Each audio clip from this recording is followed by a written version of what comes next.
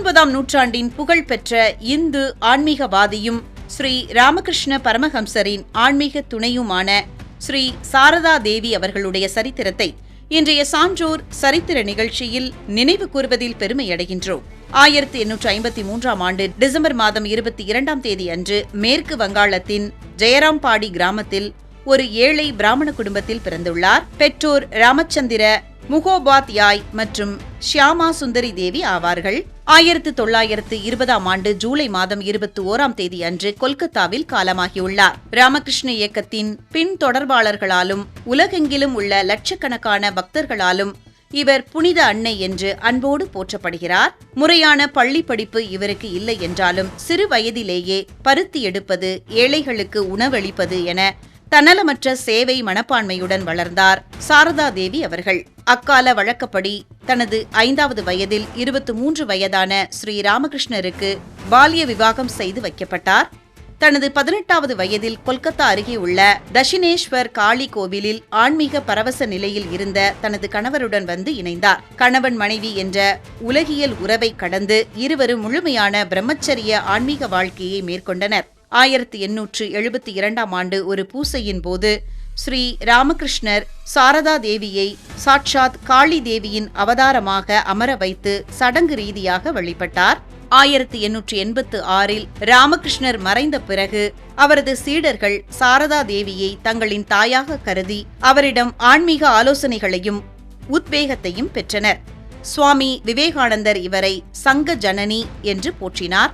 நவீன யுகத்தின் பெண்களுக்கான சிறந்த முன்மாதிரியாக சாரதா தேவியை குறிப்பிட்டார். அன்னை சாரதா தேவி பெண் கல்வியை பெரிதும் ஊக்குவித்தார். உனக்கு நிம்மதி வேண்டுமானால் மற்றவர்களின் குறைகளை பார்க்காதே, உன்னுடைய குறைகளையே பார். உலகில் உள்ள எவரையும் உன்னியத்திலிருந்து வேறானவராக கருதாதே. இந்த உலகமே உன்னுடையதுதான் என்கின்ற அருமையான பொன்மொழியை நமக்கு தந்தவர் சாரதா தேவி அவர்கள். அளவற்ற உடல் உழைப்பு மற்றும் மலேரியா காய்ச்சல் பாதிப்பு காரணமாக தனது 66வது வயதில் 1920ஆம் ஆண்டு ஜூலை மாதம் 21ஆம் தேதி அன்று கொல்கத்தாவில் காலமானார்.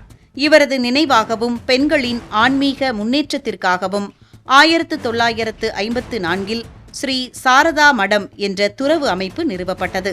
ஸ்ரீ சாரதா தேவி அவர்களுடைய சரித்திரத்தை இன்றைய சான்றோர் சரித்திர நிகழ்ச்சியில் அறிந்து கொண்டதில் மிக்க மகிழ்ச்சி அடைகின்றோம்.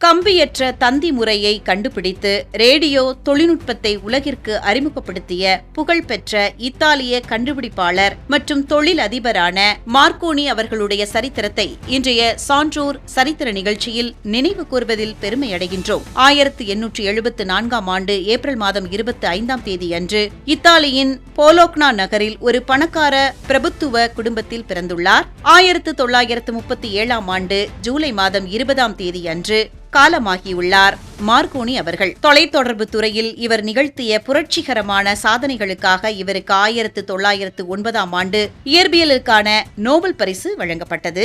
சிறுவயது முதலே இயற்பியல் மற்றும் மின்சாரத்தின் மீது மிகுந்த ஆர்வம் கொண்டிருந்தார் மார்க்கோனி அவர்கள். ஹென்றி ஹெட்ஸ் கண்டுபிடித்த மின்காந்த அலைகள் பற்றிய ஆய்வுகள் இவரை கவர்ந்தன. தனது வீட்டின் மாடியிலிருந்து கம்பிகள் ஏதுமின்றி மின்காந்த அலைகள் மூலம் 1.5 மைல் தூரத்திற்கு சிக்னல்ஸ் அனுப்பி தனது முதல் வெற்றிகரமான சோதனையை செய்தார். இத்தாலிய அரசாங்கம் இவரது கண்டுபிடிப்பை ஊக்குவித்ததால் 1896இல் பிரிட்டனுக்கு சென்றார். அங்கு இவருக்கு பெரும் ஆதரவு கிடைத்ததுடன் உலகின் முதல் கம்பியற்ற தந்தி முறைக்கான காப்புரிமையும் பெற்றார்.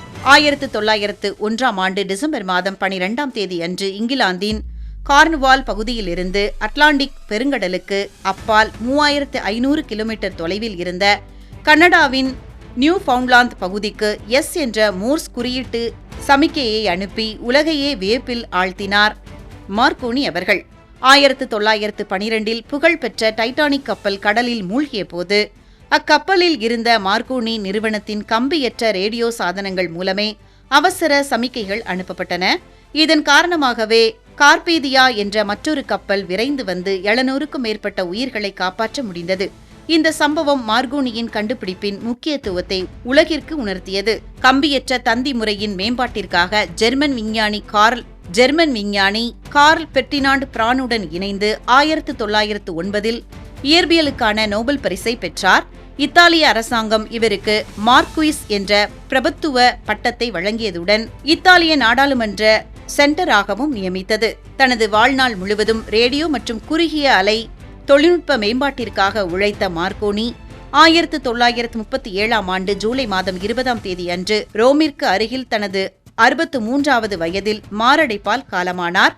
அவரது மறைவின் போது உலகெங்கிலும் உள்ள ரேடியோ நிலையங்கள் 2 நிமிடங்கள் தங்களது ஒலிபரப்பை நிறுத்தி அவருக்கு அஞ்சலி செலுத்தின.